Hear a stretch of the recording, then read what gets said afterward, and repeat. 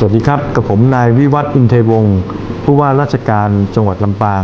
วันนี้ขออนุญาตเชิญชวนพี่น้องประชาชนชาวจังหวัดลำปางผู้มีสิทธิเลือกตั้งสมาชิกสภาองค์การบริหารส่วนตำบลและนายกองค์การบริหารส่วนตำบลที่จะเกิดขึ้นในวันอาทิตย์ที่ 11 มกราคม 2569 ตั้งแต่เวลา 8 โมงเช้าถึง 5 โมงเย็นก็ขอเชิญชวนพี่น้องประชาชนที่มีชื่ออยู่ในหน่วยเลือกตั้งออกมาร่วมแรงร่วมใจกันใช้สิทธิ์ให้มากๆนะครับขอบพระคุณและสวัสดีครับ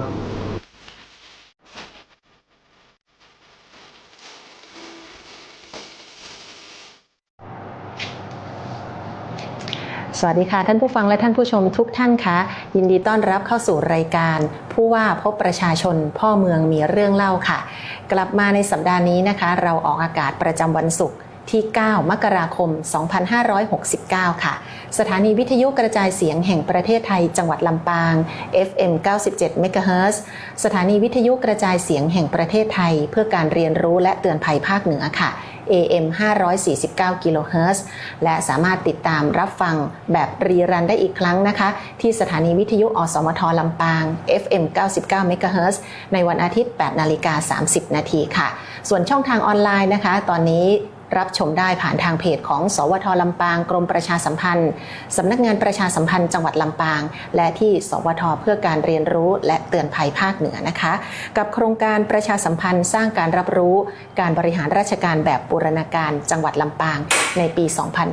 2569 ค่ะแน่นอนว่าสัปดาห์นี้คึกคักทั้งเรื่องของการเตรียมการจัดงานวันเด็กแห่งชาตินะคะแล้วก็การเลือกตั้งอบต.ด้วยและในนามของจังหวัดลำปางเรายังคงมีข้อมูลข่าวสารกิจกรรมสำคัญอื่นๆอีกหลายประเด็นที่จะมาประชาสัมพันธ์แจ้งข่าวให้กับพี่น้องชาวลำปางได้รับทราบโดยเฉพาะทางท่านผู้บริหารจังหวัดลำปางของเราที่ให้เกียรติร่วมรายการกับดิฉันกาญจนาฟูปิงในวันนี้นะคะก็คือท่านรองผู้ว่าราชการจังหวัดลำปางค่ะท่านรณรงค์เทพรักษ์ค่ะสวัสดีท่านรองด้วยค่ะครับค่ะขอบพระคุณท่านรองนะคะถือว่าในสัปดาห์นี้ก็เป็นสัปดาห์แรกที่เราได้มาพบกันหลังวันหยุดยาวปีใหม่นะคะท่านรองครับต้อนรับกันสำหรับศักราชนี้ 2569 ค่ะครับก็เรียนท่านผู้ฟังและคุณผู้ชมทุกท่านนะครับรวมถึงท่านผู้ดำเนินรายการด้วยนะครับในรายการพ่อเมืองมีเรื่องเล่าในวันนี้ก็จะเป็นครั้งแรกนะครับหลังจากเทศกาลปีใหม่ 2569 ที่ผ่านมานะครับก็คิดว่าทุกท่านก็คงจะมีความสุขนะครับกับเทศกาลวันปีใหม่นะครับอาจจะได้เดินทางไปอยู่กับครอบครัวนะครับหรือมีกิจกรรมต่างๆก็ในนามของจังหวัดลำปางนะครับก็อยากจะเห็นพ่อแม่พี่น้องชาวลำปางนะฮะและคุณผู้ฟังคุณผู้ชมทุกท่านนะครับมีความสุข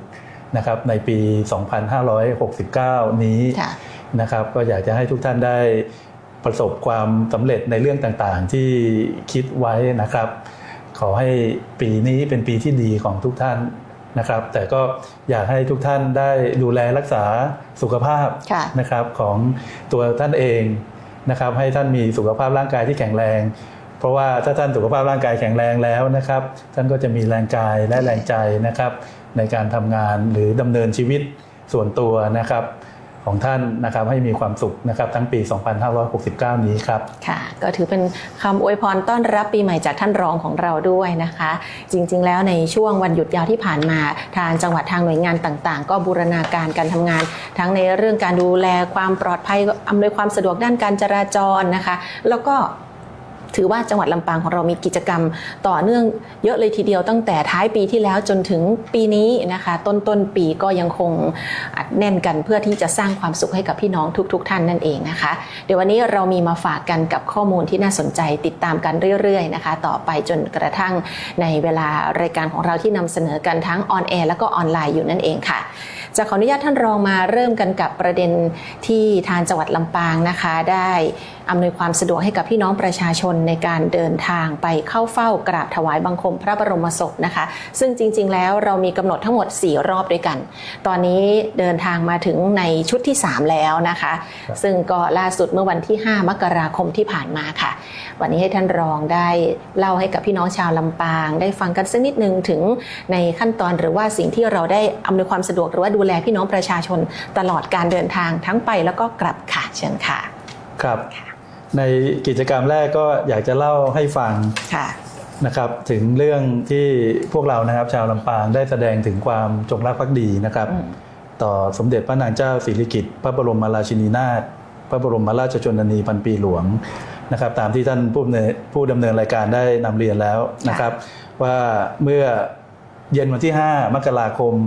2569 ที่ผ่านมานะครับจังหวัดลำปางก็ได้นำพี่น้องประชาชนชาวลำปาง750 คนเดินทางไปเข้าเฝ้าเพื่อกราบถวายบังคมพระบรมศพสมเด็จพระนางเจ้าสิริกิติ์พระบรมราชินีนาถพระบรมราชชนนีพันปีหลวงนะครับโดยท่านวิวัฒน์อินไทยวงศ์นะครับท่านผู้ว่าราชการจังหวัดลำปางได้มอบหมายให้ท่านพัชระสิงห์มัสเถียรนะครับท่านรองผู้ว่าราชการจังหวัดลำปางอีกท่านหนึ่งนะครับพร้อมด้วยนายอำเภอแม่เมาะนายอำเภอแม่ทะนายอำเภอห้างฉัตรและนายกองค์การบริหารส่วนจังหวัดลำปางนะครับรวมถึงหัวหน้าส่วนราชการต่างๆได้ร่วมพิธีปล่อยขบวนรถโดยสารแล้วก็ส่งกำลังใจและอำนวยความสะดวกแก่พี่น้องประชาชนชาวจังหวัดลำปางชุดที่3นะครับที่จะเดินทางไปเข้าเฝ้านะครับซึ่งประกอบด้วยพี่น้องจากอำเภอแม่เมาะอำเภอแม่ทะอำเภอห้างฉัตรแล้วก็ในส่วนขององค์การบริหารส่วนจังหวัดลำปางก็เดินทางไปเข้าเฝ้าเมื่อเย็นวันที่5 มกราคมที่ผ่านมานะครับแล้วก็ได้เข้าเฝ้านะครับในวันที่6 มกราคม 2569ครับซึ่งทั้ง750 คนนะครับก็เดินทางไปด้วยความเรียบร้อยนะครับความพร้อมเพรียงนะครับก็พร้อมกันแต่งกายด้วยชุดไว้ทุกข์และชุดสุภาพนะครับเพื่อแสดงออกถึงความสำนึกในพระมหากรุณาธิคุณอันหาที่สุดมิได้ที่พระองค์ทรงมีต่อปวงชนชาวไทยมาตลอดนะครับซึ่งครั้งนี้ก็เป็นครั้งที่3นะครับแต่ในส่วนของจังหวัดลำปางเรานะครับก็จะมีการเดินทางไปเข้าเฝ้านะครับทั้งสิ้น4 รอบค่ะนะครับซึ่งก็จะเหลืออีก1 ครั้งนะครับคือรอบที่4นะครับซึ่งจะมีกำหนดการออกเดินทางในวันเสาร์ที่24 มกราคม 2569 ที่จะถึงนี้นะครับซึ่งก็จะมีพี่น้องประชาชนจากอำเภอเถิน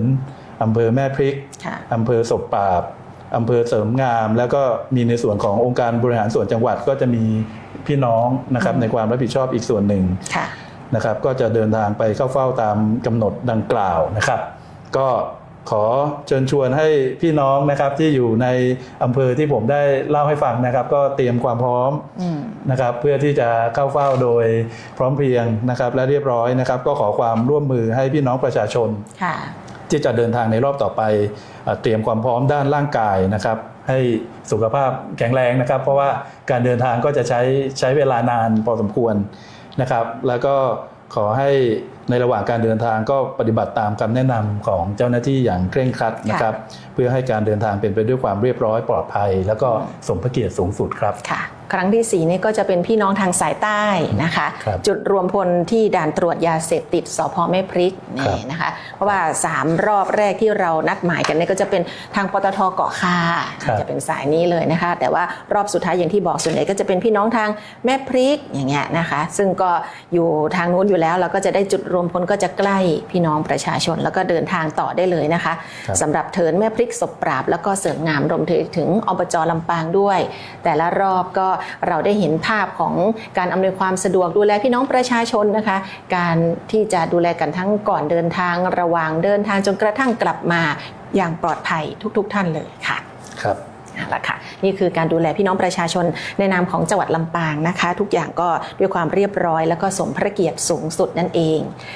ต่อไปนะคะก็จะเป็นในมิติของการดูแลความปลอดภัยเช่นเดียวกันแต่ว่าเป็นการเดินทางท่านรองค่ะปีใหม่ที่ผ่านมานั้นถือว่าพี่น้องประชาชนและก็นักท่องเที่ยวเดินทางเข้ามาในพื้นที่จังหวัดลำปางจำนวนมากเลยทีเดียวนะคะและแน่นอนว่าพอมีผู้คนเดินทางมามากเนี่ยก็จะมีความเสี่ยงของการเกิดอุบัติเหตุทางถนนซึ่งในทุกหน่วยงานก็ช่วยกันเต็มที่เหมือนกันในการที่จะป้องกันเหตุนะคะป้องกันเหตุแต่ว่าก็ยังมีเกิดขึ้นอยู่นะทั้งจำนวนของอุบัติเหตุแล้วก็ผู้เสียชีวิตนะคะโดยการแถลงข่าวปิดศูนย์อำนวยการความปลอดภัยทางถนนของจังหวัดลำปางเมื่อพ้นระยะเวลาของการรณรงค์เข้มข้น7 วันระวังอันตรายนะคะก็แถลงข่าวปิดศูนย์ไปแล้วเมื่อวันที่6 มกราคม 2569ทีนี้ในผลการดำเนินงานของเราเพื่อที่จะป้องกันและลดอุบัติเหตุทางถนนช่วงเทศกาลปีใหม่ 2569เป็นอย่างไรกันบ้าง บ้างนะคะวันนี้ให้ท่านรองได้เล่าสู่กันฟังค่ะครับขอบคุณนะครับก็ในช่วงเทศกาลปีใหม่ 2569 ที่ผ่านมานะครับเพื่อเป็นการอำนวยความสะดวกและก็เป็นการรักษาความปลอดภัยให้กับพ่อแม่พี่น้องที่สัญจรไปมานะครับที่จังหวัดลำปางเราค่อนข้างจะคึกคักมากนะครับก็มีการเดินทางสัญจรทั้งพี่น้องที่เดินทางในจังหวัดลำปางของเราเองนะครับแล้วก็ที่เดินทางมาจากต่างจังหวัดนะฮะก็เดินทางผ่านมาที่จังหวัดลำปางเราเป็นจำนวนมากนะครับ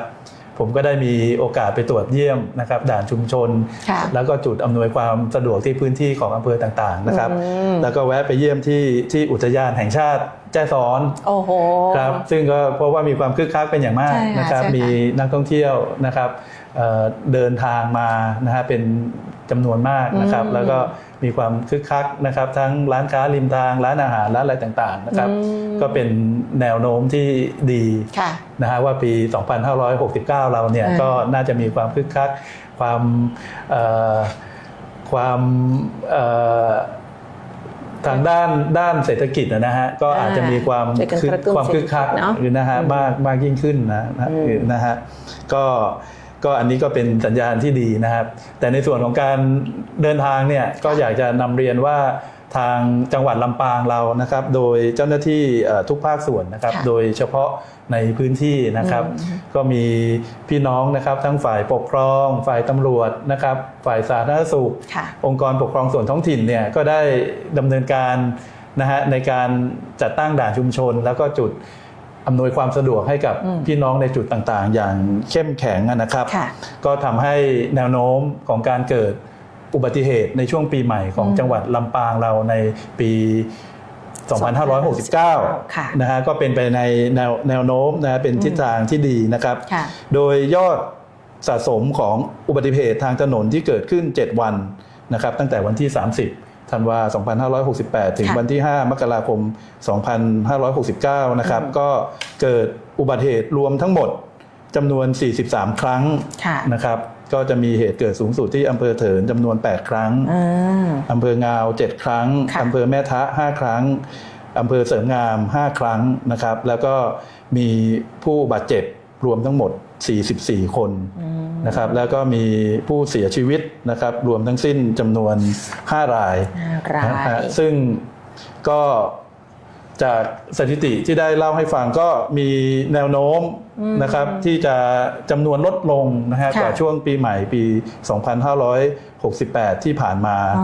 ครับซึ่งสาเหตุจากการเกิดอุบัติเหตุที่พบมากที่สุดก็เป็นสาเหตุเดิมๆนะครับที่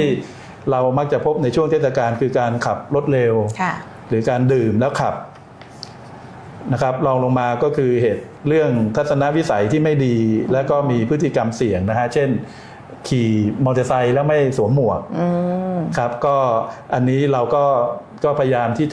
จะควบคุมนะฮะจะเร่งรัดจะกวดขันนะครับให้พวกเรามีวินัยการจราจรมากยิ่งขึ้นนะครับนะฮะเพื่อลดเหตุที่อาจจะเกิดขึ้น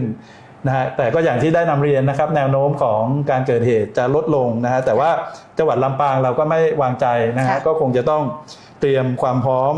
ในช่วงเทศกาลที่จะถึงต่อไปคือเทศกาลวันสงกรานต์นะครับก็คงจะขอความร่วมมือให้พ่อแม่พี่น้องที่ใช้รถใช้ถนนนะครับก็ช่วยลดพฤติกรรมเสี่ยงนะฮะที่ผมได้นำเรียนไปเมื่อกี้นะที่อาจจะเกิดขึ้นส่วนข้อมูลอีกส่วนหนึ่งที่อยากจะนำเรียนเป็นข้อสังเกตนะฮะว่าสถิติการเกิดเหตุที่เกิดขึ้นในช่วงปีใหม่ที่ผ่านมานี้นะครับแล้วก็การเกิดเหตุนี้ทำให้เป็นเหตุที่รุนแรงแล้วก็ทำให้มีผู้เสียชีวิตในช่วงปีใหม่ที่ผ่านมาเนี่ยนอกจากกลุ่มเสี่ยงที่สำคัญนะครับคือกลุ่มที่เป็นผู้ดื่มเครื่องดื่มแอลกอฮอล์และมึนเมานะครับยังมีอีกกลุ่มที่เป็นกลุ่มเสี่ยงที่สำคัญที่เกิดเหตุรุนแรงนะครับแล้วก็เกิดความสูญเสียก็คือกลุ่มเด็กและเยาวชนในพื้นที่นะครับซึ่งน้องๆเด็กและเยาวชนกลุ่มนี้นะฮะก็ยังไม่มีใบอนุญาตขับขี่นะครับแล้วก็ยังไม่มีความพร้อมนะครับที่จะใช้รถใช้ถนนอย่างเพียงพอนะครับก็ทำให้เกิดเหตุรุนแรงนะครับซึ่งศูนย์ความปลอดภัยทางถนนในระดับชาติก็มีความเป็นห่วงในเรื่องนี้นะครับก็จะขอฝากให้พี่น้องนะครับในชุมชนนะครับโดยเฉพาะพ่อแม่ผู้ปกครองนะครับหรือว่าท่าน ผู้ปกครองนะฮะในชุมชนนะครับท่านกำนันท่านผู้ใหญ่บ้านต่างๆนะครับช่วยสอดส่องดูแลน้องๆเด็กๆเยาวชนในพื้นที่อย่างใกล้ชิดนะครับไม่ปล่อยปละละเลยให้น้องๆได้ขับรถนะครับในช่วงนี้นะครับเพราะว่าอาจจะเกิดอันตรายขึ้นได้นะครับอันนี้เดี๋ยวในช่วงเทศกาลสงกรานต์เราก็คงจะเน้นย้ำกันอีกครั้งหนึ่งใช่ค่ะนะครับและอีกเรื่องหนึ่งที่สำคัญไม่แพ้กันนะครับก็อยากจะนำเรียนว่าสำนักงานคณะกรรมการกำกับและส่งเสริมการประกอบธุรกิจประกันภัยนะครับคปภ.ของจังหวัดลำปางก็ขอเชิญชวนพี่น้องประชาชนนะครับให้ทำประกันภัยรถยนต์และรถจักรยานยนต์นะครับให้ครบถ้วนนะครับโดยเฉพาะการจัดทำประกันภัยภาคบังคับนะฮะตามกฎหมายที่เราเรียกว่าการจัดทำพรบนะครับก็ขอให้จัดทำให้ครบถ้วนนะครับเพื่อให้ได้รับความคุ้มครองและสิทธิประโยชน์ตามเงื่อนไขของกรมธรรม์นะฮะถ้าท่านทำครบถ้วนแล้วนะฮะเมื่อเกิดเหตุที่ไม่คาดคิดขึ้นท่านก็จะได้รับความช่วยเหลือนะครับเป็นเงินและก็ค่ารักษาต่างๆนะครับซึ่งก็จะสามารถผ่อนหนักให้เป็นเบาได้นะครับอันนี้ก็ขอประชาสัมพันธ์เชิญชวนนะครับพี่น้องทุกท่านนะครับช่วยทำประกันภัยกันนิดหนึ่งใช่ค่ะเพื่อลดความเสี่ยงด้วยความเสี่ยงนะฮะที่จะเกิดขึ้นกับท่านนะครับในช่วงเทศกาลที่เป็นช่วงแห่งความสุขนะฮะท่านก็จะได้มีความสุขทุกท่านนะครับใช่แล้วค่ะนี่คือความสำคัญของการทำพรบด้วยนะคะเวลาที่เราจะเดินทางดังนั้นก็ต้องตรวจเช็คเอกสารต่างๆให้พร้อมโดยเฉพาะคนที่ต้องเดินทางไกลนะคะท่านรอง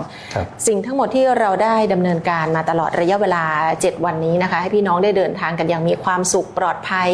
นะแล้วเราก็จะมีการถอดบทเรียนเพื่อที่จะนำมาวิเคราะห์มาวางแผนป้องกันไม่ให้เกิดอุบัติเหตุหรือว่าลดจำนวนของการเกิดอุบัติเหตุนะคะในช่วงเทศกาลหน้าก็คือสงกรานต์นั่นเองค่ะท่านรองค่ะแต่ว่าสิ่งที่สำคัญที่สุดเลยก็คือพี่น้องประชาชนผู้ใช้รถใช้ถนนทุกคนนะคะก็ต้องร่วมด้วยช่วยกันเนาะมีน้ำใจต่อเพื่อนร่วมทางนะคะเคารพกฎวินัยจราจรแล้วก็ประเภทเมาไม่ขับขับเสี่ยงขับย้อนสอนต่างๆเนี่ยก็ที่เราบอกไปเล่าให้ฟังไปว่านี่คือสาเหตุสำคัญด้วยของการที่ทำให้เกิดอุบัติเหตุและก็ผู้เสียชีวิตในช่วงที่ผ่านมาของจังหวัดลำปางเนี่ยบางคนอายุเพียงแค่24 ปีก็ยังอยู่ในช่วงวัยรุ่นนะคะจริงๆแล้วถ้าเขายังไม่เสียชีวิตณขณะนี้เนี่ยเขายังสามารถที่จะอยู่ในวัยแรงงานทำงานหาเลี้ยงครอบครัวได้แบบนี้นะคะอันนี้ก็เป็นอุทาหรณ์ให้เราต้องใช้ชีวิตด้วยความระมัดระวังนะคะนี่คือความห่วงใยของจังหวัดลำปางเราค่ะเดี๋ยวเราก็จะได้มีโอกาสดูแลพี่น้องประชาชนนะคะให้ทุกคนได้เดินทางปลอดภัยไม่ว่าจะช่วงเทศกาลที่ก็จะเข้มข้นเหมือนกันแล้วก็ในช่วงภาวะปกติเราก็ทำงานกันเข้มแข็งนะคะท่านรองครับเอาละค่ะไปต่อนะคะกับกิจกรรมสำคัญที่จะเกิดขึ้นกับองค์การบริหารส่วนตำบลการเลือกตั้งท้องถิ่นของเรานะคะอันนี้ถือว่าเป็นการเลือกตั้งที่ใกล้ชิดที่สุดแล้วนะคะกับการเลือกตั้งท้องถิ่นที่เราจะดูแลพี่น้องในเขตตำบลของเรานะคะตอนนี้มาถึงวาระที่เราจะต้องได้รณรงค์ออกไปใช้สิทธิ์เลือกตั้งกันค่ะ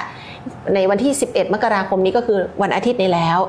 กับข้อมูลของการเลือกตั้งอบต.ที่ณวันนี้เดี๋ยวท่านรองจะได้มาเน้นย้ำกันสักนิดหนึ่งรณรงค์เชิญชวนพี่น้องประชาชนด้วยนะคะชาวลำปางให้ออกไปใช้สิทธิ์เลือกตั้งกันนะคะท่านรองค่ะ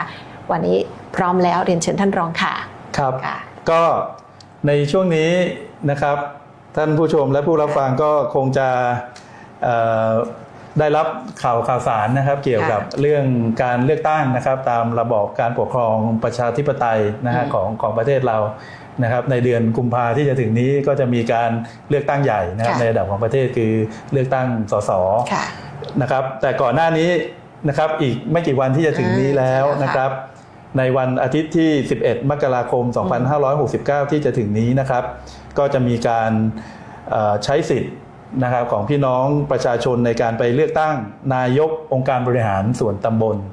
และสมาชิกสภาองค์การบริหารส่วนตำบลนะครับ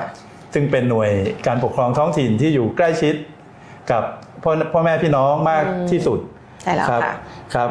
ก็จะมีการเลือกตั้งนะครับท่านนายกนะครับกับท่านสมาชิกอบต.นะครับของจังหวัดลำปางเนี่ยก็จะมีการเลือกตั้งทั้ง13 อำเภอเลยนะครับก็จะมีการเลือกตั้งในวันอาทิตย์ที่11ที่จะถึงนี้นะครับจำนวน57 อบตนะครับ567เขตเลือกตั้งนะครับโดยแบ่งเป็นเลือกนายกนะครับ53แห่งแล้วก็เลือกสมาชิกอบตอีก57แห่งนะครับก็ขอให้ท่านได้ติดตามข่าวสารนะครับจากทางราชการฮะแต่คิดว่าทุกท่านก็คงจะทราบแล้วว่าในพื้นที่ของท่านเนี่ยท่านมีสิทธิ์นะครับและจะต้องไปเลือกหรือไม่นะครับก็ขอให้ท่านได้ติดตามข่าวสารแล้วก็เตรียมไปใช้สิทธิ์นะครับณหน่วยเลือกตั้งที่ท่านมีสิทธิ์นะครับโดยพร้อมเพรียงกันนะครับก็ขอเน้นย้ำเพิ่มเติมอีกนิดหนึ่งนะฮะว่าการเลือกตั้งที่จะถึงนี้ก็เลือกตั้ง2ตำแหน่งนะครับทั้งนายกด้วยทั้งสมาชิกด้วยนะครับก็บัตรเลือกตั้งก็จะมีความแตกต่างกันนะครับโดยบัตรเลือกตั้งของท่านนายกเนี่ยก็จะเป็นบัตรสีชมพูนะครับส่วนบัตรเลือกตั้งสมาชิกสภาองค์การบริหารส่วนตำบลเนี่ยก็จะเป็นบัตรสีเขียวใช่ค่ะนะครับตอนท่านไปลงทะเบียนท่านก็จะได้รับบัตรมาทั้ง2บัตรนะฮะตอนกาท่านก็ขอให้ช่วยดูสักนิดหนึ่งคือนะฮะเดี๋ยวถ้ากาบัตรผิดไปแล้วมันก็จะไม่ได้ตามเจตจำนงของท่านนะฮะก็ฝากช่วยดูเรื่องตรงนี้ด้วยครับก็อย่างที่ได้นำเรียนนะฮะการเลือกตั้งนะฮะโดยเฉพาะการเลือกตั้งในระดับของอบตเนี่ยนะครับเป็นเรื่องที่ใกล้ชิดกับท่านจริงๆนะครับก็ขอให้ท่านได้ไปใช้สิทธิ์โดยพร้อมเพรียงกันนะครับในวันอาทิตย์ที่11มกราคม2569ที่จะถึงนี้นะครับตั้งแต่เวลา 08:00 ถึง 17:00 นะครับหรือ8 โมงเช้าถึง5 โมงเย็นครับก็อยากจะให้พี่น้องชาวลำปางนะครับได้ออกมาเลือกตั้งใช้สิทธิ์ใช้เสียงของท่านโดยพร้อมเพรียงกันครับวันก่อนนี้ก็แต่ละอบตเนี่ยก็รณรงค์กันแบบบิ๊กเดย์นะคะโค้งสุดท้ายเพื่อที่จะเชิญชวนพี่น้องในแต่ละตำบลเนี่ยออกไปใช้สิทธิ์เลือกตั้งกันทางกกต.ลำปางวันก่อนก็บิ๊กเดย์กันไปเรียบร้อยที่อบต.พิชัยค่ะท่านรองคึกคักมากพี่น้องชาวตำบลพิชัยนะคะออกมาช่วยกันรณรงค์มีรถแห่ไปเพื่อที่จะเป็นการกระตุ้นนะคะให้พี่น้องไม่นอนหลับทับสิทธิ์นะแล้วก็อย่าลืมว่าบัตรเนี่ยมี2ใบนะคะอย่างที่ท่านรองย้ำด้วยว่าดูให้ดีสีชมพูนะเลือกนายกส่วนสีเขียวเลือกสมาชิกอบต.นะคะแล้วก็หลักฐานที่จะไปแสดงตัวในการใช้สิทธิ์ก็อย่าลืมเตรียมให้พร้อมใช่ไหมคะครับใช่ครับบัตรประชาชนจะเป็นสิ่งที่สำคัญนะฮะก่อนออกจากบ้านนะฮะก็ตรวจสอบดูนะครับอีกครั้งหนึ่งนะฮะเพื่อที่พอท่านเข้าหน่วยเลือกตั้งแล้วท่านก็จะได้ใช้สิทธิ์ใช้เสียงนะครับด้วยความเรียบร้อยนะครับค่ะนี่คือหน้าที่ของพลเมืองไทยเรานะคะสร้างสรรค์ประเทศไทยพร้อมใจไปเลือกตั้งนะ11 มกราคมนี้นะคะอันนี้จะพูดกันเฉพาะอบต.ก่อนเดี๋ยวเดือนหน้าก็มีอีกนะคะเลือกตั้งสสแล้วก็ลงประชามติด้วยใช่ครับอันนี้ก็เป็นวาระสำคัญเลยนะคะที่เราต้องออกไปใช้สิทธิ์กันค่ะเอาละค่ะนี่ก็คือเรื่องของการเลือกตั้งระดับท้องถิ่นที่เรามีประเด็นนี้มาพูดคุยเน้นย้ำให้กับพี่น้องชาวลำปางได้รับฟังกันนะคะแล้วก็อีกสักนิดนึงสำหรับท่านรองค่ะวันพรุ่งนี้แล้ววันเด็กแห่งชาติ10 มกราคมนะคะเรา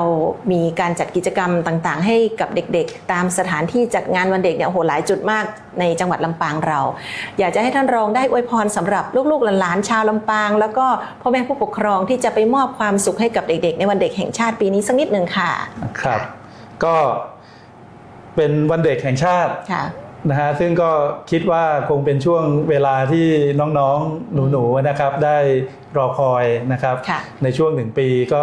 จะมี1 ครั้งนะครับก็ขอให้น้องๆนะครับมีความสุข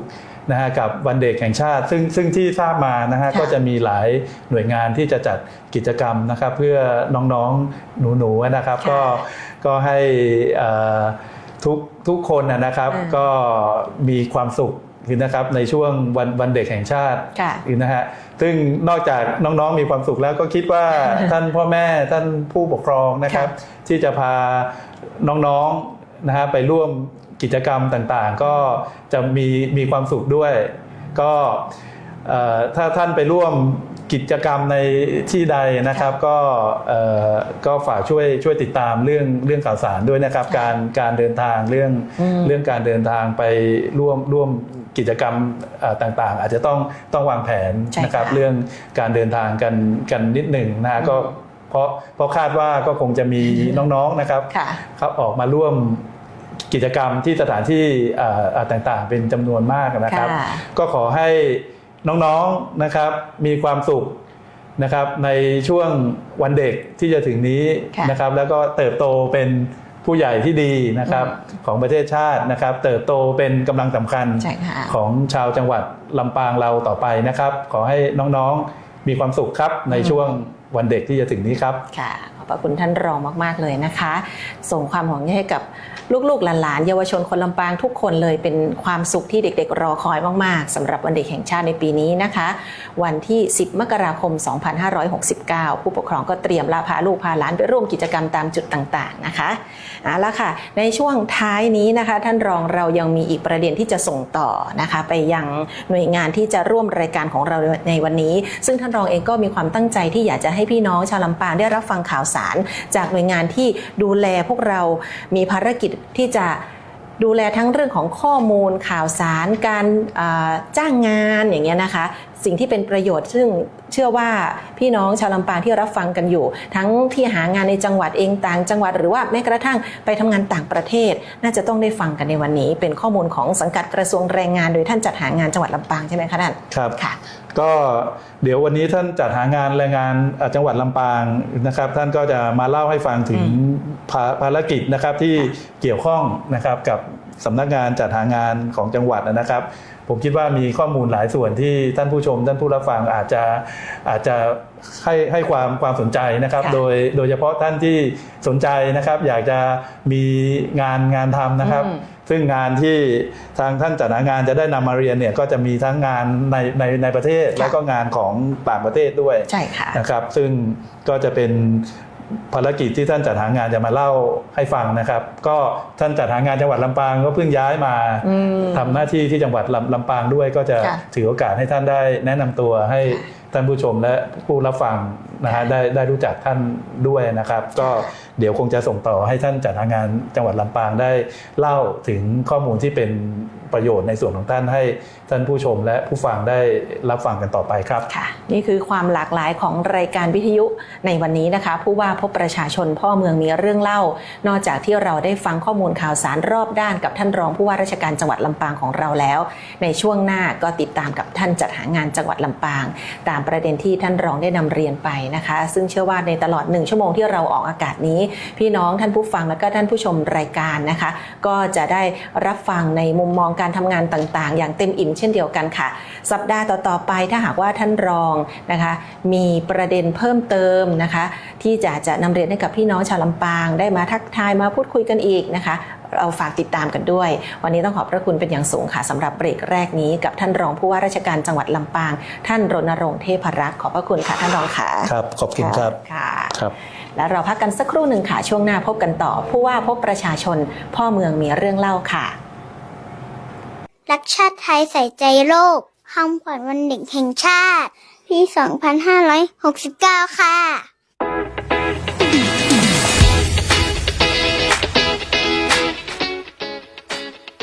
สวัสดีครับพี่น้องประชาชนชาวจังหวัดลำปางทุกท่านครับผมนายทองเนตรดูใจผู้อำนวยการสำนักงานคณะกรรมการการเลือกตั้งประจำจังหวัดลำปาง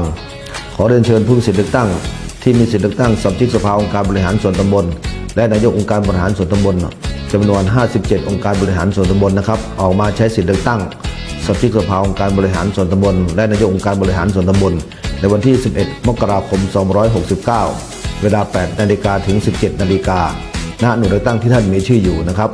สำหรับท่านใดที่ไม่สามารถไปใช้สิทธิเลือกตั้งได้ก็แจ้งเหตุการไม่ไปใช้สิทธิเลือกตั้งต่อนายทะเบียนอำเภอระหว่างวันที่4ถึง10มกราคมหรือ12ถึง18มกราคม2569ครับเพื่อรักษาสิทธิ์ที่อาจจะถูกจำกัดสิทธิ์เพราะไม่ไปใช้สิทธิเลือกตั้งนะครับสร้างสรรค์ประเทศไทยร่วมใจไปใช้สิทธิเลือกตั้งครับผม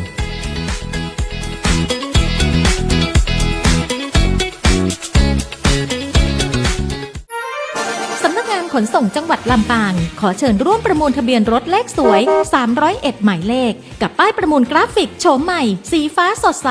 หมวดอักษรกอไก่สฤษีเกษมทรัพย์ทวีบารมีโชคลาภโดยการประมูล2ช่องทางประมูลทางวาจาณสโมสรนครลำปางใกล้สวนสาธารณะเขลางนครและผ่านระบบอินเทอร์เน็ตเว็บไซต์ www.ทะเบียนรถ.com ปิดประมูลในวันเสาร์ที่ 28 มีนาคม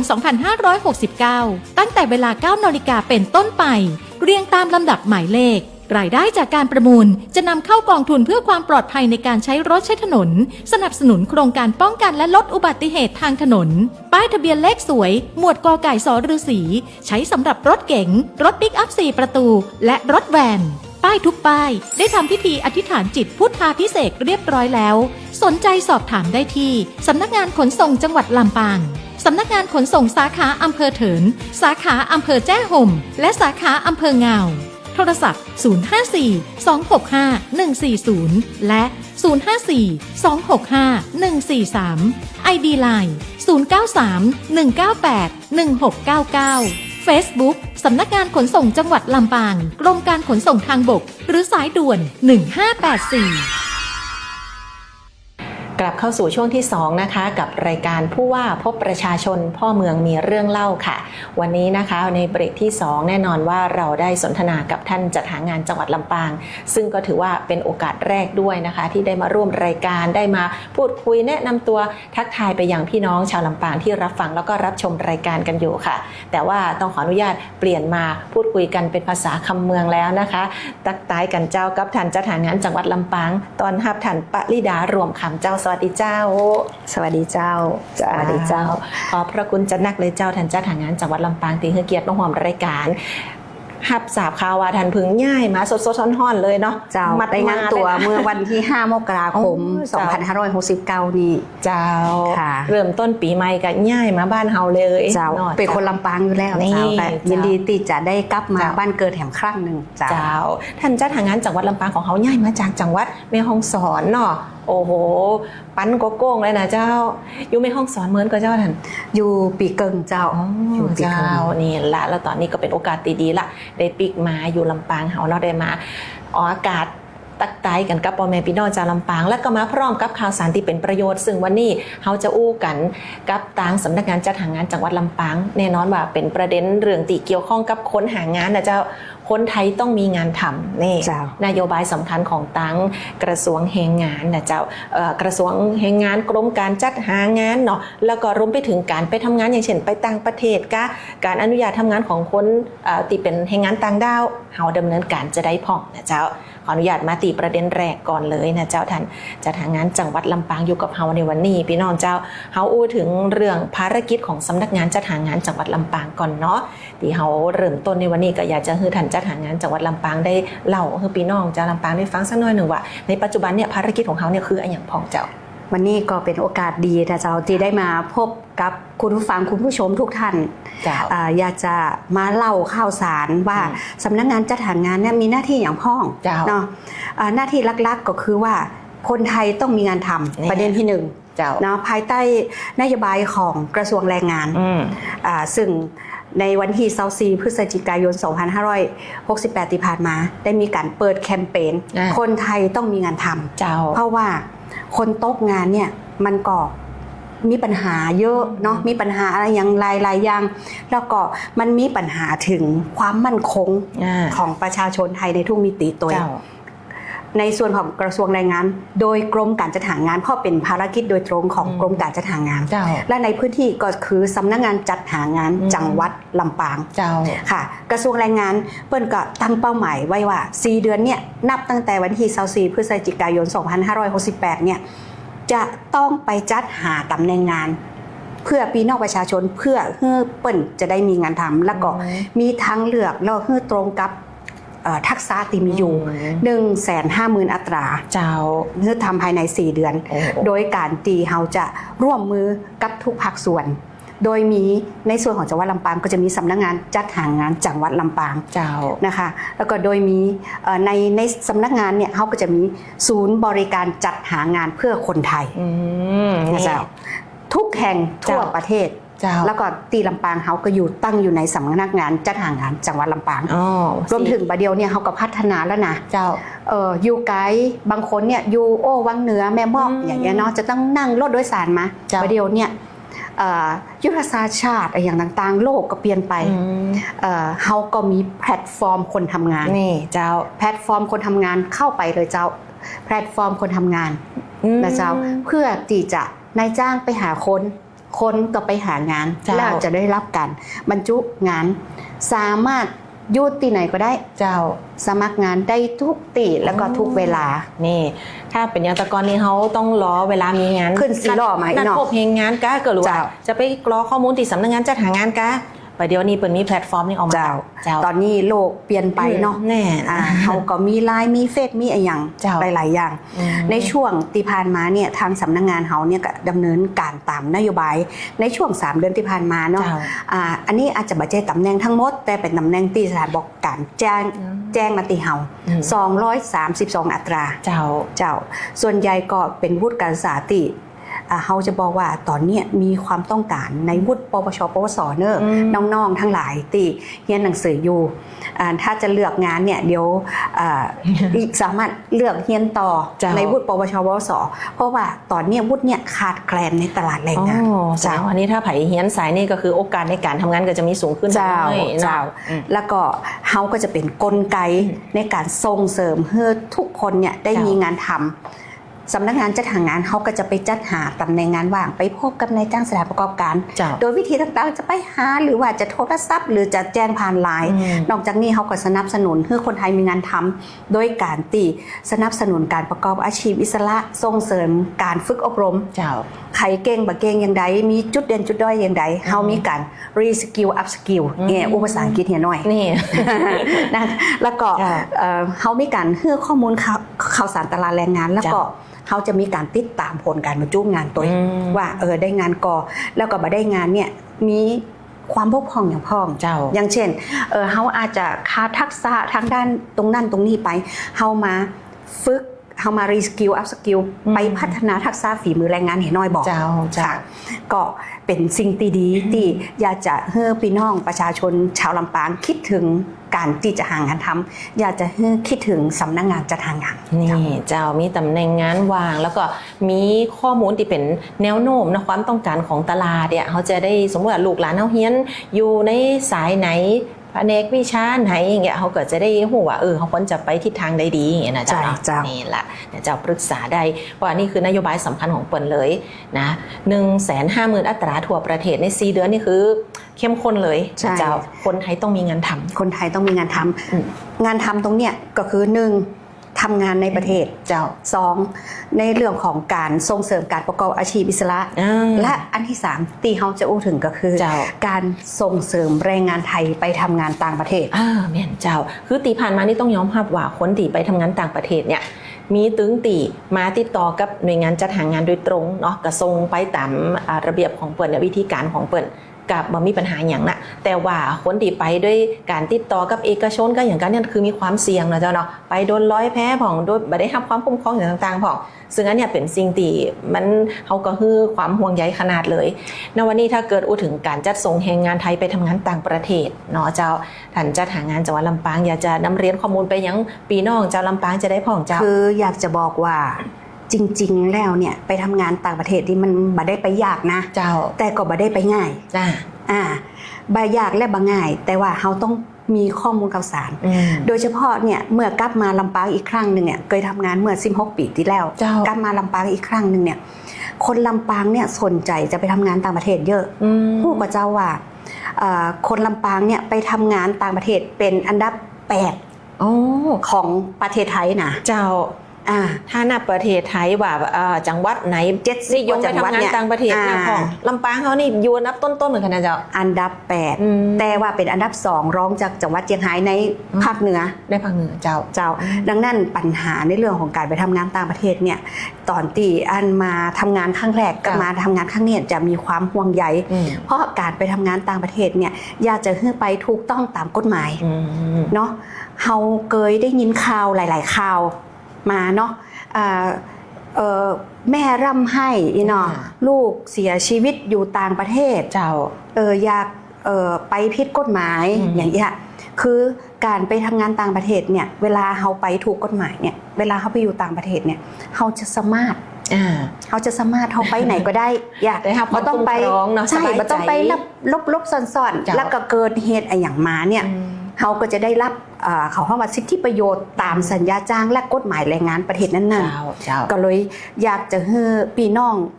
ชาวจังหวัดลำปางเนาะ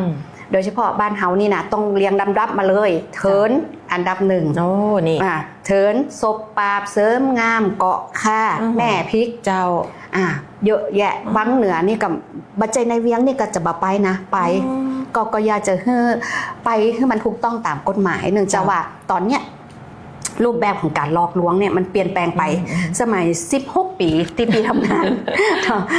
ทำงานตีลำปางเนี่ยตะกอนรูปแบบหลอกลวงเนี่ยเปิ้นก็ไปหลอกลวงกันตามหมู่บ้านนั่นนี่จักจวนกันไปบ่เอียแต่ว่าบัดเดียวเนี่ยสังคมออนไลน์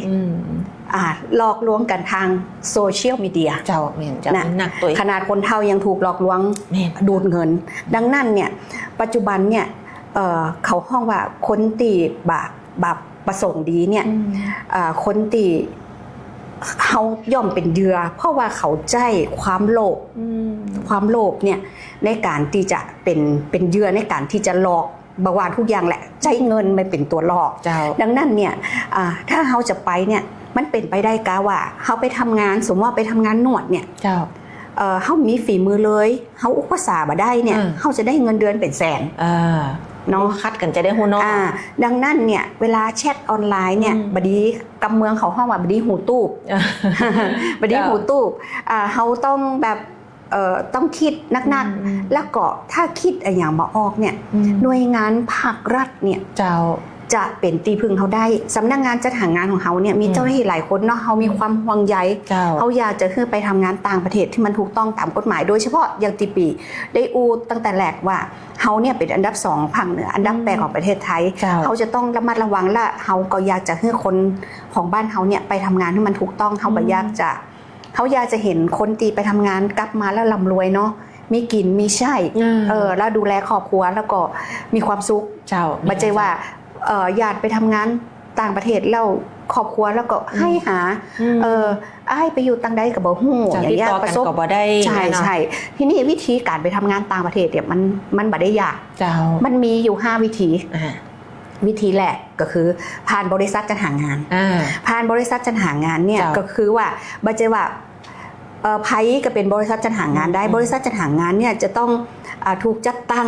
ผ่านกรมการจัดหางานมีรับประกันอยู่5 ล้านบาทแล้วก็จะสมัครงานตีไหนเนี่ยจะต้องนำมาขออนุญาตก่อนไม่ใช่ว่าบริษัทจัดหางานฉันทรงได้ทั่วโลกอีกมาได้นะคะต้องตรวจสอบว่ามีตำแหน่งงานจริงก่อนอันที่2ถ้าเขามีตังค์แล้วเขาอยากไปทำงานต่างประเทศเนี่ยอย่างไรรัฐก็จัดส่งรัฐจัดส่งก็คือกรมการจัดหางานจัดส่งโดยที่เขาไม่ต้องเสียค่าบริการหรือค่าใช้จ่ายเคยได้ยินคำว่ากาหัวก่อนตะกอนเนาะกาหัวเสียกาหัวตัวใดภาษาชาวบ้านที่เป็นอู้ถึงเนาะอันนี้เขาจะมามีเขาจะมีแก่ค่าใช้จ่ายเนาะก็มันมีหลายประเทศตอนนี้ที่เขาทรงอยู่กับมีเกาหลีมีญี่ปุ่นมีอิสราเอลแล้วมีติดตลาดใหญ่ๆเขาเนาะตลาดน้อยๆก็อาจจะมีไต้หวันพ่องมีบางประเภทพ่องเป็นมาเก้าพ่องมีฮ่องกงพ่องในภาคตะวันออกกลางพ่องก็มีเนาะอันนี้คือผ่านกรมการจัดหางานอันที่3ถ้าพี่น้องเขาอยู่ต่างประเทศ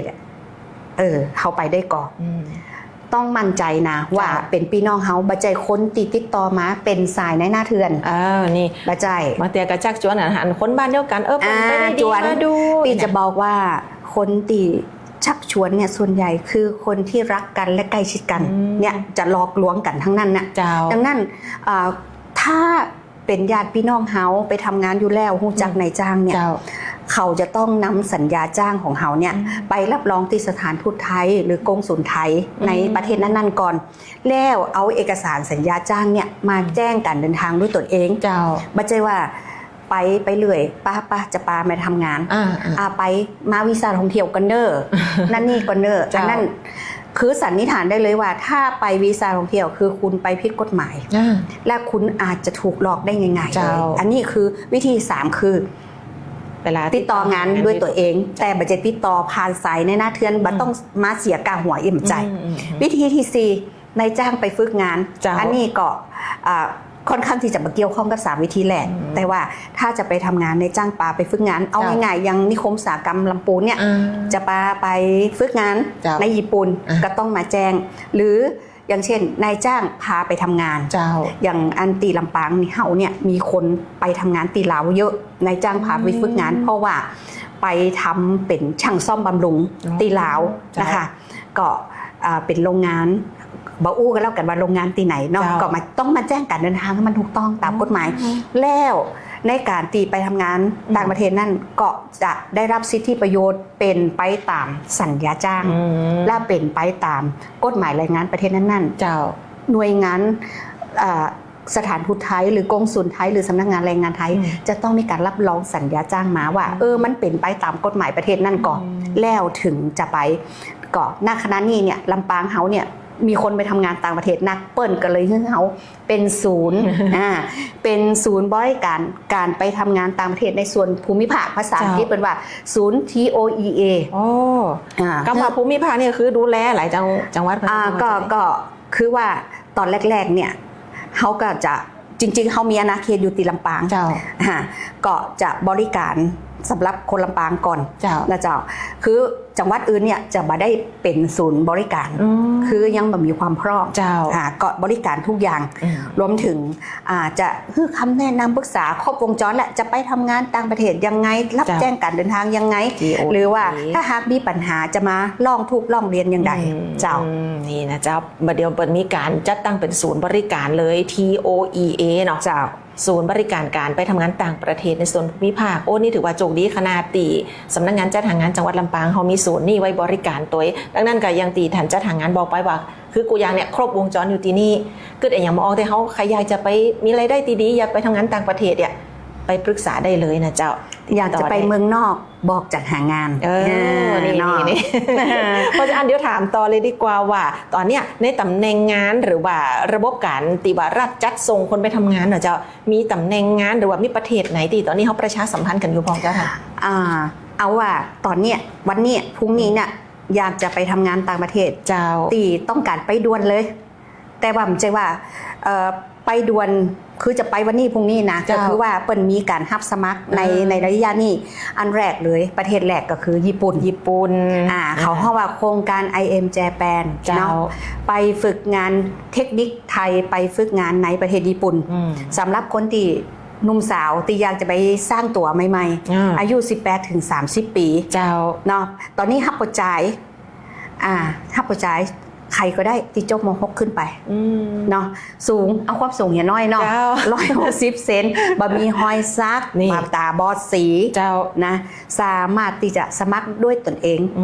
ตีเว็บไซต์ www.toea.doe.go.th ตลอด24ชั่วโมงอ่ะนะคะอันนี้นะบะมีการใช้จ่ายอย่างเจ้านะคะเป็นโอกาสดีๆเลยน้องๆตีเรียนจบม.6เมืองเตือสมมติว่าฐานะตั้งบ้านเปิ่นบ่สามารถจะส่งต่อได้ก้าหรือสมมติว่าน้องๆบอกว่าอยากจะทำงานช่วยเหลือครอบครัวก่อนดีกว่าเนาะลองไปหาประสบการณ์นี่จบม.6 ถ้าสูง160นี่บ่มีห้อยซักตาบอดสีนะโมติจังไปอันซักไปอย่างไว้นี่ก็จะพิษคุณสมบัติคืออยากจะบอกว่าอยากจะฝากน้องๆไว้นะคะตีว่ากำลังเรียนกำลังศึกษาอยู่ทางที่ดีเนี่ยบดีไปซักเพราะว่างานเวลาไปทำงานต่างประเทศเนี่ยหลายประเทศส่วนใหญ่จะบ่าฮับคนที่มีรอยสักในร่างกายเนาะก็ถือเป็นโอกาสดีถ้าหากว่าเขาได้ไปทำงานญี่ปุ่นเนาะเงินเดือนอาจจะบ่นักแต่นักกว่าประเทศไทยแน่นอนแล้วก็สิ่งที่เขาจะได้ก็คือเวลาเขากลับมา1เขามีประสบการณ์ในการทำงานเขาได้ภาษามาเนาะแล้วก็เอาง่ายๆถ้าเป็นล่ามภาษาญี่ปุ่นเนี่ยเงินเดือนน้อยสุดเนี่ยที่เคยเห็นมาเนี่ย 35,000 อย่างนี้โครงอุตสาหกรรมอย่างเงี้ยเป็นฮับอยู่เนาะรายละเอียดเดี๋ยวเอาไปอู้กันเนาะไปอู้กันใจนี่เจ้าอันนี้กันในตำแหน่งงานตีญี่ปุ่นนะแล้วก็เป็นปอจายอย่างย้ำว่าปอจายเหมือนกันเนาะเป็นปอจาย IM Japan เจ้าและแถมตำแหน่งหนึ่งวันนี้เป็นวันสุดท้ายแล้ววันที่9 มกราคมตำแหน่งตีไหนเอ่ยตีเขาห้องว่าเป็นของขวัญจากกรมการจัดหางานโครงการบินฟรี120ที่นั่งเจ้าเพิ่นจะออกการตั๋วเครื่องบินให้บินฟรีวันนี้ เฮาอัดเทปเนาะออกวันที่9เป็นวันสุดท้ายแล้ว เจ้า ไปสิงคโปร์ค่ะ นี่ ประเทศสิงคโปร์ใกล้ๆเฮานี่เอง เจ้า นะในตำแหน่งผลิตชิ้นส่วนอิเล็กทรอนิกส์จำนวน60 คน เจ้า แต่ว่าของฟรีก็มันมีในโลกเนาะมันจะ มันก็ต้องแข่งกันน้อย เจ้า เนาะแต่ว่า60อัตรานี่ก็ถือว่าเยอะเนาะเงินเดือนเกาะ 1,500 เหรียญสิงคโปร์ นี่ คูณไปเอาเฉลี่ยเกาะ25 บาท เจ้า ฮับตึงปอใจไม่หญิง จ้ะ อันนี้เป็นฮับช่วงอายุเยอะน้อยก็คือ 20 ถึง 43 ปี โอ้ จบปวสหรือปริญญาตรี เจ้า เนาะแบบทุกประเทศต้องเน้นทุกคนจะต้องมีประวัติอาชญากรรม ประวัติอาชญากรรม เจ้าน นะคะแล้วก็190จะต้องมีรอยสักเนาะอีกประเทศหนึ่งอันนี้ก็จะเป็นบัจจัยประเทศหลักก็คือไต้หวัน เจ้ายี่หวัน ไต้หวันเป็นรับพนักงานฝ่ายผลิต เจ้า 60 อัตราเหมือนกัน เงินเดือนก็ประมาณ28,590 บาท อันนี้อู้ถึงเงินเดือนนะมารวม OT นะเพราะ OT บัตรได้ปรากฏในสัญญานะ เจ้าเจ้า แต่ว่า OT เนี่ยจะต้องได้ตามกฎหมายแรงงานประเทศนั่น นี่ ๆปอใจหรือมันยิงก็ได้อายุ25ถึง35 ปี เจ้า เนื่องจากว่าทำงานในโรงงานปอใจก็จะต้องสูง165เป็นต้นไปมันยิงก็สูง155ตำแหน่งก็บาลานซ์น้ำหนักบาลานซ์น้อยเนาะ เจ้า เดี๋ยวถ้าตุ้ยไปเนี่ยมันก็ยืนมันก็จะลำบากอย่างปอใจก็หับน้ำหนัก60ถึง70กิโลมันยิงก็50ถึง60กิโลค่ะ เจ้า ก็สามารถจะสมัครได้ตลอดเวลาณวันที่9ถึง23.59 นที่เว็บไซต์ www นะคะ toea.doe.go.th เจ้า เพราะฉะนั้นฮับฟังรายการของเขาอยู่ตอนเนี้ยยังมีเวลานะถ้าว่าพิจารณาไตรตรองแล้วอยากจะไปสิงคโปร์ไต้หวันนี่นะเปิดฮับนี่ประเทศละเป็น60อัตราก่อนนี่นะเจ้า ก็ถือว่าเยอะ หนักกว่าบ้านเฮาอยู่แล้วเนาะท่านเนาะ หนัก เดือนนี่ หนัก 20,000 ปลาย 30,000 อย่างเงี้ยถ้าสนใจขัดใจเข้าเว็บไซต์นี้เลย toea.doe.go.th นะเจ้า เอาละไปต่อนะนอกจากเรื่องการจัดส่งแรงงานไทยไปทำงานต่างประเทศจะบ่อู้นี่ก็ตึ้งมาได้ข้ามประเด็นนี้ไปได้เพราะว่าบ้านเฮาเนี่ยก็มีนักอยู่แรงงานต่างดาวเจ้าท่านที่นี่บ่เดี๋ยวนี้การอนุญาตทำงานแรงงานต่างดาวเนี่ยกฎหมายเปิ่นไปถึงไหนแล้วยังได้พ่องเนาะดูแลนายจ้างดูแลลูกจ้างที่เป็นต่างดาวนั่นจะได้นะวันนี้คือท่านจัดหางานจังหวัดลำปางได้สรุป คือจะ ให้ฟัง เอีค่ะการตีคนไทยมีงานทำมันก็จะอาจจะมีส่วนหนึ่งตีขาดแคลนแรงงาน เจ้า เพื่อที่จะให้เกิดความสมดุล อ่า ในประเทศของเขา เจ้าน ายจ้างก็จะต้องมีการจ้างแรงงานต่างด้าวอย่างถูกต้องตามกฎหมาย นี่ถู และก็จะต้องปฏิบัติกับลูกจ้างเป็นไปตามกฎหมายแรงงานไทยตัว เจ้า อย่างเช่นกิจการได้เข้าประกันสังคมก็ต้องเข้าประกันสังคม ได้รับอัตราค่าจ้างขั้นต่ำ เจ้า เนาะในส่วนของจังหวัดลำปางเขามีแรงงานต่างด้าวเนาะแรงงานต่างด้าวคือไข่พ่องอีเนาะ ประเทศยังพอง แรงงานต่างด้าวก็คือบุคคลซึ่งไม่ได้รับสัญชาติไทยเอาอีเนาะบุคคลที่ไม่ได้รับสัญชาติไทยบางคนเนี่ยก็จะถามว่าแล้วคนที่ถือบัตรสีขาวหัว0หัว6หัว7ถือว่าเป็นแรงงานต่างด้าวก็ยังถือว่าเป็นแรงงานต่างด้าวเพราะว่ายังไม่ได้รับสัญชาติไทยนะคะในของที่นี่เนี่ยของลำปางเนี่ยเรามีแรงงานต่างด้าว 5,798 คนเกือบ 6,000 ละ เจ้า นะเจ้าแล้วก็เป็นแรงงานต่างด้าวประเภทไหนพ่องมันก็มีหลายระดับยังคนไทยไปทำงานในต่างประเทศก็มีหลายระดับ เจ้า เพราะนั้นคนต่างด้าวเข้ามาทำงานในประเทศไทยก็มีหลายระดับ เจ้า ระดับแรกเนี่ยก็ถือว่าเป็นระดับฝีมือเป็นมูครูเนาะเคยเห็นเนาะมูครูฟิลิปปินส์มาสอนหนังสือในโรงเรียนต่างๆ ผู้สอนภาษาต่างๆ ผู้สอนภาษาหรือว่าทำงานเป็นเมเนเจอร์อย่างต่างๆในจำนวนเนี่ยก็มีประมาณ215คน เจ้า และอีกกลุ่มหนึ่งก็คือติอ้วยตะกี้คนที่ถือบัตรหัว0หัว6หัว8อันนี้คือเป็นบัตรจะได้ก็เจ้าท่าน เขาห้องว่าบัตร10 ปีพ่องเนาะบัตร อายุในการทำงานในประเทศเฮาอย่างเงี้ยประมาณนี้ก็จะ คนตีบางคนเนี่ยตีเขาที่แล้วเนี่ยล้อที่จะได้สัญชาติไทยแต่ว่ายังไม่ได้สัญชาติไทยตามพรบคนเข้าเมืองเนี่ย เจ้า จะทำงานก็ยังต้องขอใบอนุญาตทำงานแต่ว่าขอใบอนุญาตทำงานเนี่ยเสียเงิน100เดียวทำงานได้5 ปีเฉพาะหัว0หัว6หัว7หัว8นะคะอีกกลุ่มนี้ก็จะมีไปเยอะมี266 คนอีกกลุ่มหนึ่งก็คือแรงงาน3สัญชาตินี่ได้ยินกำนี่มันเมียนมาลาวกัมพูชา เจ้า เนาะส่วนบ้านเฮาเนี่ยก็จะมีเมียนมาเยอะ ก็ประมาณอยู่ที่4,472 คน โอ้เจ้า เนาะแล้วก็เป็นลาวเหี่ย819เจ้า เป็นกัมพูชา26 คน เจ้าก็ยังมีอยู่ ทีนี้อยากจะประชาสัมพันธ์ไปยังนายจ้างไม่ใช่ว่าคนต่างด้าวและจะลักลอบจ้างทำงานมันผิดกฎหมาย เจ้า เป็นมีกฎหมายตีเขาเพราะว่าพรกการทำงานของคนต่างด้าวเนาะ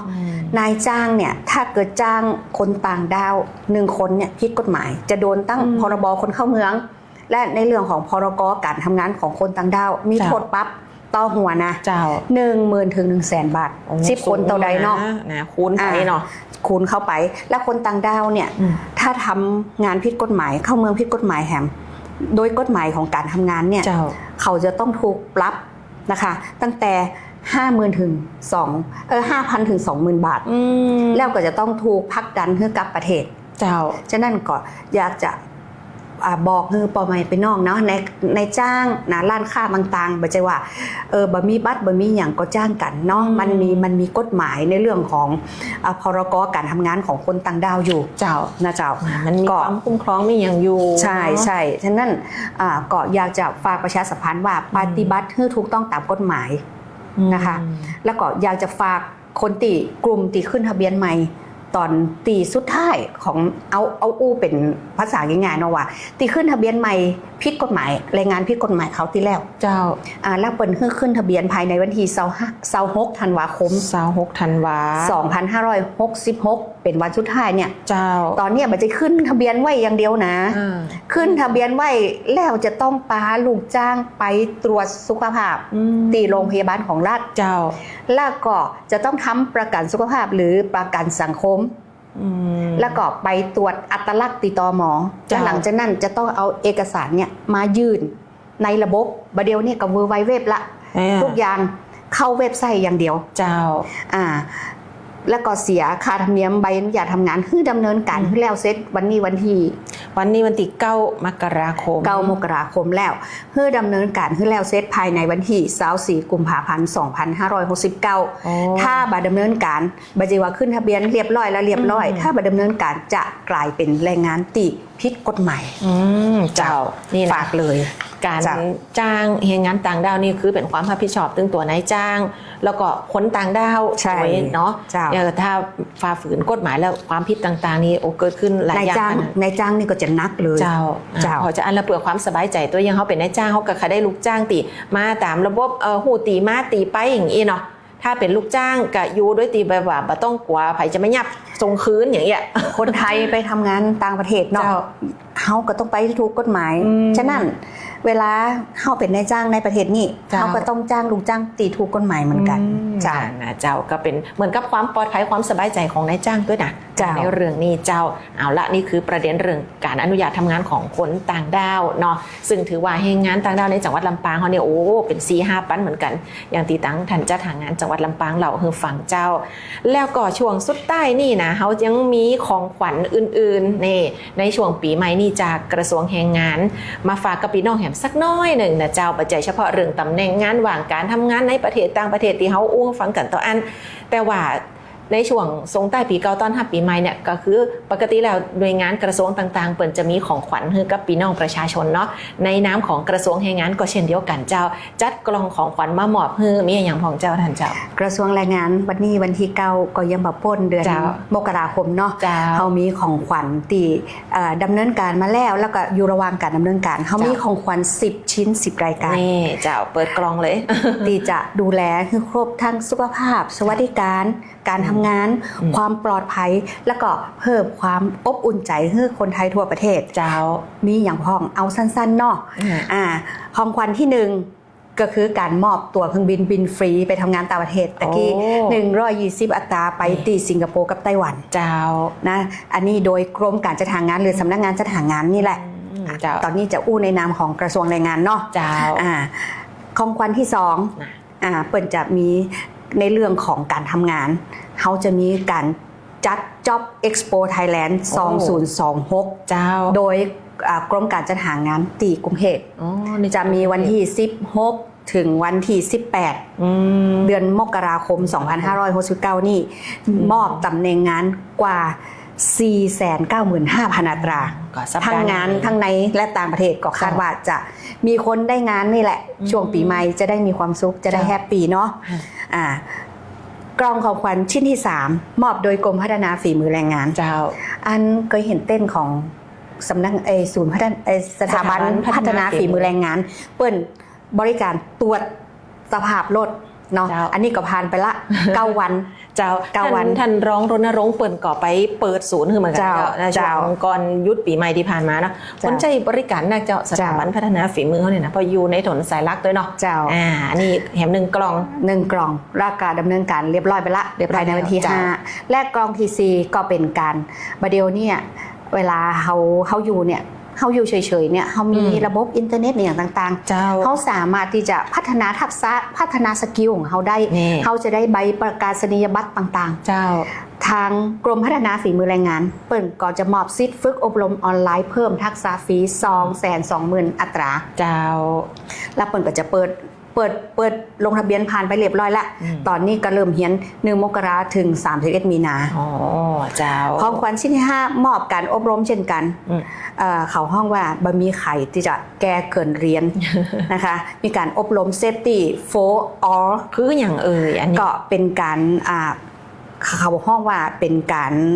ในเรื่องของความปลอดภัยในการทำงานเซฟตี้ เจ้า นะจ๊ะก็เป็นการอบรม 10,000 คนช่วงเดือนมกราถึงมีนาคม เจ้า เป็นหลักสูตรว่าเขาทำงานอย่างไรจะมีความปลอดภัยในการทำงานเนาะบางทีเวลาทำงานก่อสร้างเนี่ยหรือว่าเขาทำงานอะไรอย่างเนี่ยมันจะว่าทำงานก่อสร้างหมวกกันน็อกไอ้อย่างบัตรไซอย่างสักอย่างหมวกเซฟตี้นะก็จะต้องและของขวัญกล้องที่6น่าสนใจสำหรับมีหญิงเนาะเพิ่มสิทธิ์ลาคอร์ดได้120 วัน เจ้า เขาอาจจะไม่ได้ใจบริการแล้ว แต่ว่า สำหรับคนที่ยังอยู่ในระบบประกันสังคมสำหรับฝ่ายชายก็สามารถที่จะลาไปช่วยคู่สมรสเลี้ยงดูบุตรได้15 วัน เจ้า อันนี้ครอบคลุมคือลูกจ้างเหมาบริการของภาครัฐด้วยนะ โอ้ดี จ้างเหมาบริการ แล้วก็ของขวัญกล้องที่7ก็จะเป็นของสำนักงานประกันสังคมเหมือนกัน ก็เป็นการเพิ่มสิทธิ์มีสุขกับมาตรา 40 โดยการเพิ่มเงินทดแทนการขาดรายได้กรณีทุพพลภาพ เพิ่มเงินส่งข้อบุตรเพิ่มเงินทดแทนรายได้กรณีประสบอันตรายและเจ็บป่วย นี่ประกันสังคมและของขวัญกล่องที่ 8 ก็คือฉีดวัคซีนไข้หวัดใหญ่1 เข็มสำหรับผู้ประกันตนอายุ50 ปีขึ้นไปก็ถือว่ามีความเสี่ยงต่อการเป็นไข้หวัดใหญ่ของขวัญชิ้นที่ 9 ก็เป็นเรื่องของการอบรมเหมือนกันเป็นการอบรมด้านความปลอดภัยและโรคจากการทำงานตั้งแต่เดือนธันวาคมที่ผ่านมาจนถึงกุมภาพันธ์และของขวัญชิ้นที่ 10 ก็จะเป็นการอบรมเชิงปฏิบัติการด้านปลอดภัยฟรีทั้งถนน6 หลักสูตรคือซิด800 คนก็จะอบรมขึ้นแล้วเสร็จภายในเดือนมีนาคม 2569 กระทรวงแรงงานมีเรื่องราวเยอะแยะ ที่จะถ้าจะทั้งวันก็คงบ่จบเนาะนี่ภารกิจเปิดหนักหลายด้วยงานตีสังกัดกระทรวงแรงงานในพื้นที่จังหวัดลำปางเขาก็มีหลายหน่วยนะเจ้าวันนี้เฉพาะจัดหางานจังหวัดลำปาง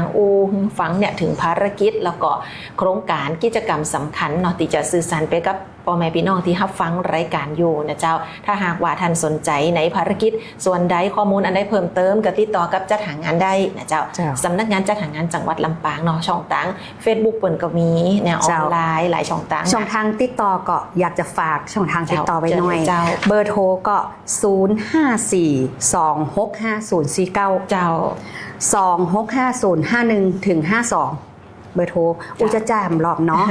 054265051ถึง52เจ้า Facebook ก็เข้าไปพิมพ์คำว่าสำนักงานจัดหางานจังหวัดลำปางเจ้า TikTok ก็มีนะTikTok DOE ลำปางสำนักงานจัดหางานจังหวัดลำปางแล้วออนรุ่นใหม่ดู TikTok เยอะเขาต้องทันเหตุการณ์เจ้าและเขาก็มีไลน์สำนักงานจัดหางานจังหวัดลำปางและที่สำคัญนะบัจเจว่าเขาจะมาออกรายการวันนี้แล้วเขาจะจบของสำนักงานจัดหางานเขามีรายการวิทยุของสวทต้องขอบคุณสวทลำปางเจ้า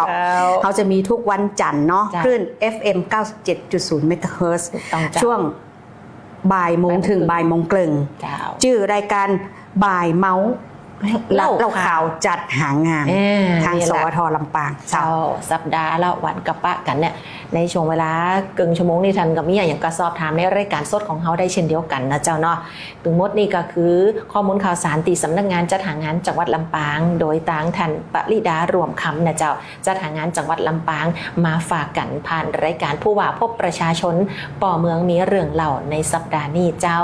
สำหรับสัปดาห์หน้าเนาะเขาก็ติดตามกันเวลาเดิมตัดนี้8 โมงเจ้าถึง 9 โมงสวทลำปาง FM 97 เมกะเฮิรตซ์สวทเปิดการเฮียนฮู้และเตือนภัยภาคเหนือ AM 549 กิโลเฮิรตซ์เจ้าส่วนการรีรันฟังซ้ำได้ตีอสมทลำปาง FM 99 เมกะเฮิรตซ์ในวันอาทิตย์8 โมงครึ่งจนถึง 9 โมงเจ้าขอบคุณท่านผู้ชมติดตามผ่านช่องทางออนไลน์เพจสวทลำปางกรมประชาสัมพันธ์สำนักงานประชาสัมพันธ์จังหวัดลำปางและรวมไปถึงสวทเปิดการเฮียนฮู้และเตือนภัยภาคเหนือตัวเองนะเจ้าวันนี้ท่านจัดหางานจังหวัดลำปางและก็น้องยุ้ยกาญจนาฟูปิงต้องอำลาท่านผู้ฟังท่านผู้ชมไปก่อนเอาป้ากันแฮมใหม่ในโอกาสหน้าวันนี้ขอบพระคุณและสวัสดีเจ้า สวัสดีค่ะ สวัสดีค่ะ เจ้า